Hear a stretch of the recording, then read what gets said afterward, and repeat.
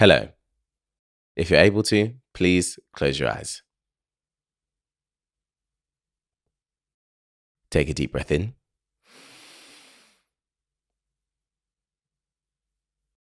and a deep breath out.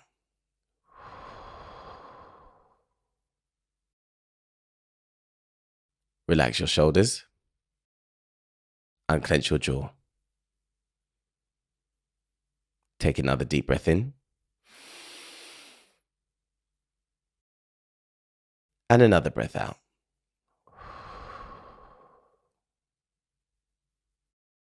You can open your eyes now. My name is David, and welcome to Mindful Moments. I really needed that intro today. I turn my head to the right and look out of the window, and all I can see is a fine drizzle and clouds eclipsing the sky as far as the eye can see. It's August. It's supposed to be sunny. There are many stereotypes that have a little bit of truth to them. One of those is that British people love to talk about the weather. We do. And I have been waiting for the summer all year, only for it to be grey and rainy all week. And that's fine. That's absolutely fine. I love Mother Nature. I love the weather in all her moods. But I was really hoping for some sun. It's okay. I'm going to do the things I know I need to do to elevate my mood when the weather is bad. Because when the weather is bad, my mood does dip. I have to accept it, because if I don't accept it, I won't do anything about it. So this week, I'm trying to do as many of the things I can to make me happy, trying to see as many friends as possible, and trying not to let it get me down.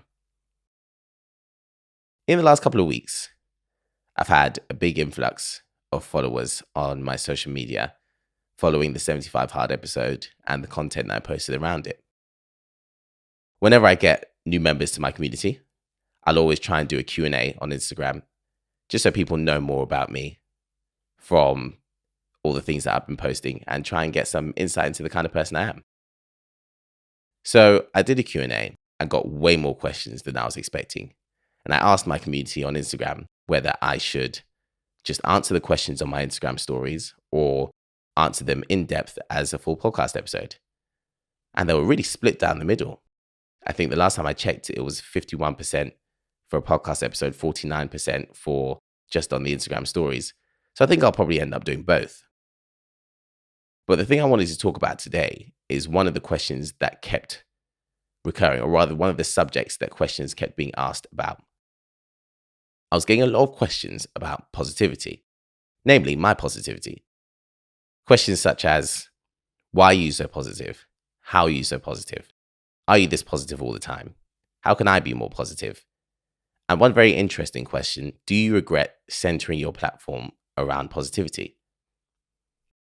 That question was very interesting to me because you never know 100% how you're being perceived. You can have a good idea of it as a creator, but you don't know 100%. So questions are very eye-opening to the way that people are looking at you. I don't center my platform around positivity. I center my platform around being myself. So someone thinking that I center around positivity is quite the compliment, because it means that obviously I'm giving off quite positive energy. And I'm very happy for that. But it's also very interesting to think that I might have centered my platform around something that is so unstable, because positivity is quite unstable. The way I create, and I've said this in a previous episode, is that I want people to always be better off for having come across me. So whether you follow me, whether one of my videos has shown up, whether something's been recommended to you that involves me, I want anyone who comes across me to go away better off than before. Whether it's because they've laughed, whether it's because they felt identified with, whether it's because it's just been interesting, it's been diverting, you've had just a moment where you've enjoyed what I've done. That's the aim for everything that I create. Doesn't necessarily have to be positive or uplifting. It just tends to be that way because that's always what I'm aiming for. And I do tend to give the best parts of myself to this content because I love it so much and I love being part of this community. With that being said, I'm not always positive. I don't always feel positive. I haven't always in life felt positive. I'm in a very good place in life right now, regardless of doing things like 75 hard and pushing myself and work going well and all those kind of things. I've done a lot of work on myself in the last year and a half. Even things like doing this podcast are evidence of that. I've grown in confidence a lot. I believe in myself a lot more. I show up for myself a lot more. So I'm in a great place and I'm able to exude a lot more positivity than I would have been able to, say, 2 years ago. But I'm definitely not always positive. I definitely feel down a lot of the time. I just tend to work through those things with better processes than I used to. So today I thought I'd just talk a little bit about positivity, why it's important, why it's hard to come across, and why it's something that really does have to be worked at. But that work and that effort is more worth it than pretty much anything. I remember when I was 12, in school, we had something called PSHC, which was physical, social, health, citizenship, education. Proud of myself for remembering that. And when I was 12, just before I started puberty, we had a PSHC lesson when I was in year 7 about puberty and how hormones would change our brains and how we'd grow up and all the stuff, you get taught in school. And I remember distinctly one clip where there was a teenage boy talking to us teenage boys saying, sometimes I'm in a good mood and then just out of nowhere, I'm in a bad mood. And it's just hormones that do that to you. And one day you'll be in a good mood and you'll just be in a bad mood for no reason the next second. And I was 12, hadn't started puberty yet. And I thought to myself, there's no way that's ever happening to me. There's no way that's ever happening to me. If I'm in a bad mood, I simply won't be. I'll just change my mind. I'll realize what's happening to me. And then I'll just stop being in a bad mood. Not true. Obviously not true. I was quickly and severely humbled by my strong assertion that I'd always be able to control my moods and feel however I wanted to feel. I use that example because there are many things that impact our moods. Most of those things out of our control. We don't get to choose our first emotional response to things. We can condition ourselves to have different emotional responses to things and to not feel certain ways or be treated by certain things. But generally, our first emotional response to things is something that we can't control. Keeps life interesting, but it's something that we can't control. So there are many things that can make us feel down. Many, many things. I actually think, and this is purely personal opinion, I think it's a lot easier to feel sad than it is to feel happy or to feel negative than to feel positive, especially as an empathetic person. If you're someone who is empathetic and cares about the feelings and emotions of other people, and you're someone who's empathetic and informed and knows of the suffering going on in the world and the people that are hurting and the pain that exists, it's very hard to switch off to that. It's very hard to not let that affect you and make you feel generally negative about things. You actually do have to work really hard in this world to be positive. And that in itself feels quite unfair. It feels like labor for happiness. It feels like suffering for happiness, which feels paradoxical. Really, I think one of the key things to me feeling more positive about life in general was me not seeing that as labor, but seeing that as effort and building towards a better level of general contentment. Because building itself isn't negative at all. I'm sitting in a building, built, labored on with love to create something. I labor with love to create positivity. I work hard on feeling differently about things, on finding happiness, on making sure I know what makes me happy so that I feel more positive generally. And that is a labor of love. The biggest breakthrough I had was one of self-acceptance and realizing who I was. I am a deeply emotional and sensitive person. It's very easy to feel like those things are weaknesses. I, for a very long time, felt that those things were weaknesses. And I thought the key to being more positive and feeling happier generally was learning how to get rid of that sensitivity. And once I got rid of sensitivity, all that would remain was happiness and strength. I already thought that was the way. It seems nonsensical to me now as the person I am today. But with the things that I was taught and the way that society does tend to raise us, especially as men, I think it makes sense that I grew up thinking that way. And I'm very relieved that I don't think that way anymore. I now know that my emotional depth and my sensitivity are two of my biggest strengths. And rather than get rid of them or dismiss them to feel more positive and to feel happier, the answer really was to accept them, to grow in them, and to work with them in order to find a more positive path in life. I've learned very much to listen to how I feel and not necessarily let that dictate my every action. Very hard thing to do, especially when you're as emotionally led as I am. But I've really learned to create space to honor my emotions and to feel everything that I feel, whilst making sure that I still do the things that are good for me. And again, any form of, I kind of overcorrected after thinking that I should block my emotions out and learning that that wasn't good for me. I kind of overcorrected and was paying attention to every single emotion. And every emotion had to be honored and every emotion had to be acted on. And that wasn't good for me either. And finding a middle ground where I could do the things that were good for me whilst still acknowledging that I felt the ways that I feel. And working on that. Again, these things are all a work in progress, but working on those things was really key to be able to feel more positive in general.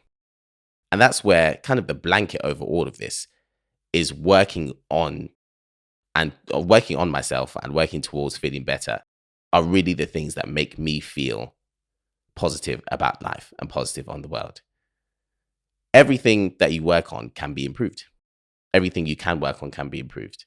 And if you're willing to put the work in, everything can be better. I just feeling like everything can be better automatically takes everything from here to here. Even the very worst things are here. So jobs that I've had that I've hated, for example. I hate my job because I could have a better job. That's how I would see it. I hate my job because I could have a job that's more suited to me. And in situations like that, I had to think, okay, I'm here because it's my decision. I applied for this job. I did the interviews. I'm sitting here because I went after this job. And it was my best option at the time. So I picked the best option for me at this time. I can't be upset with what the option is because it was the best at the time. And I did that to give myself better options in future. So that level of acceptance and learning that I'm doing things for myself and working on myself and making sure that my actions are all work on building towards feeling more positive, add a big level of positivity to my life generally. And really, when I say I feel more positive about things in general, I feel more positive about life. A lot of that I'm trying to investigate myself as we go along. Part of the reason for doing this podcast is hopefully for us to discover that together. Why am I the way that I am? Why do I feel the way that I feel about things? Part of me going through this journey and sharing it is because I've realized that there are things about myself I very much like. I've realized there are things about myself that people identify with. And I also want to know where they came from. I also want to know where my mindsets originated, how the experiences I've been through have shaped me as a person. And I'm really enjoying the process of sharing that with my community. I digress slightly. Back to positivity, back to feeling good. One of the things that's very necessary, as I said, is working towards positivity, building towards it. It's not easy. It's not easy to do. But it's strange. Once you open the door in your mind that tells you, I actually should be doing this for myself because this is what's right. Once that voice is on, it's very hard to switch off. And that's a good thing because that voice kind of needs to be acted on. I know there are things that make me feel better than bad. I know that there are things that make me feel good and that are good for me that are tough to do. And the only reason that I'm not doing them is because they're tough to do. Classic thing is being on my phone. You know what your parents, when you were younger, would say, it's because you're always on your phone. Right now, a lot of it is really because I'm always on my phone. And one of my non-negotiables now is to not be on my phone last thing when I go to bed and to not look at my phone first thing in the morning. Two very simple things, seemingly very easy things. But I feel like habits based around your phone are probably the hardest to break because your phone is a constant, everything is on there, and everything is that's on your phone has developed algorithms to keep you interested in them, which isn't, it's not an evil conspiracy. It's not all these companies, in fact, are competing with each other. They're not working in tandem to always keep you on your phone. It's just that when you have all these things, when you have 6 social media apps that have all been developed to keep your attention is going to be on those 6 all the time. Those 6 are probably in competition with each other. But when you have all of them, it's very hard to break your attention away from that. Yet I know that I feel at my best when my attention isn't on them. So what do? I need to take my attention away. I need to take it away. And that's very hard to do. But as soon as I know that in my head, you need to be on your phone less, acknowledging and listening to that voice and letting it do the work it's trying to do is something that's helpful for my general well-being and positivity. Because one of the best things about doing what's right for yourself, once you've got over that initial hurdle of it's difficult, it's tough to do, I don't really want to do this. Once you get past that, one of the best things about it is that you do have this level of satisfaction when you do what's right for yourself that you can't really get from anything else. When I put my phone down to go to bed and I've been in bed for half an hour and I've been reading or doing whatever I've been doing that's not on my phone, there's a part of me that just thinks, let me just get up and go get my phone. I'm bored.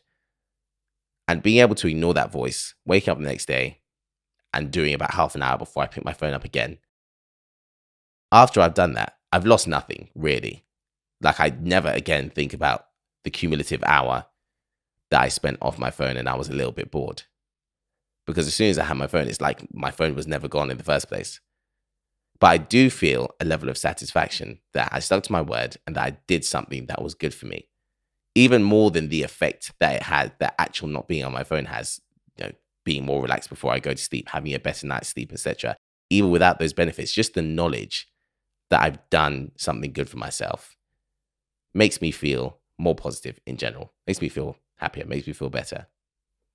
So yeah, a lot of positivity is connected to feeling better. And it's all feelings, isn't it? Life is all feelings. Everything is based on a feeling. Everything we do is based on a feeling. I think one of the most ludicrous things we've ever done is try to pretend that feelings aren't important because everybody all the time is acting on emotion. That's what humans do. That's what we do. So anything that I can possibly do to make myself feel better, I will try and do to feel more positive. All the better if it's good for me. If it's good for me and doesn't harm anybody, I'm going to try to do it. And then finally, the biggest thing about feeling more positive and being happier is paying attention to small happinesses. Anywhere that I can get a small piece of joy, I'm going to take it. It's interesting, as I said, as an empathetic person, it's very hard not to feel sadness and not to feel pain because it's to be found everywhere. It's part of life. I feel like we let sadness affect us a lot easier than we let happiness affect us. It's very easy to dismiss happiness. It's very easy to dismiss small things, small moments of joy. And that's why I make a concerted effort to make sure that I pay attention to them whenever I see them.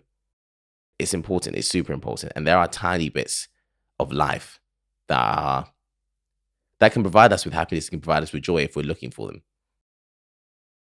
I'm aware that this can sound so glib and so cliche as I say it. But sometimes things are cliched because they're true. Simple as that. Tiny, tiny things like when I put my watch on, for example, I love the way it feels to just pull the strap and put it on. I just love it. Love it. I put my watch on 4 or 5 times a day because I'll take it off when I cook, take it off when I do my my skincare routine, etc. A tiny thing like that, doing it 3 or 4 times a day and being aware of the satisfaction I get every time I put my watch strap on, that's adding to my general overall happiness.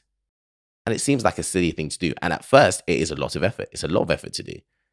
But what is more worthy of effort than feeling good? There isn't much. There isn't much that's more worthy of our efforts.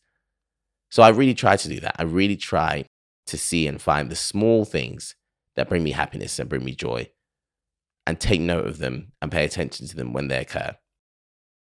And the thing is, because bad things or things that are more widely accepted as serious, I mean, for example, if I'm having job insecurity, that seems like a much bigger deal than the way my watch strap fits on my wrist. And generally it is. But it doesn't make how I feel about my watch strap unimportant. It's just in a completely different space. And in fact, those things need to exist together.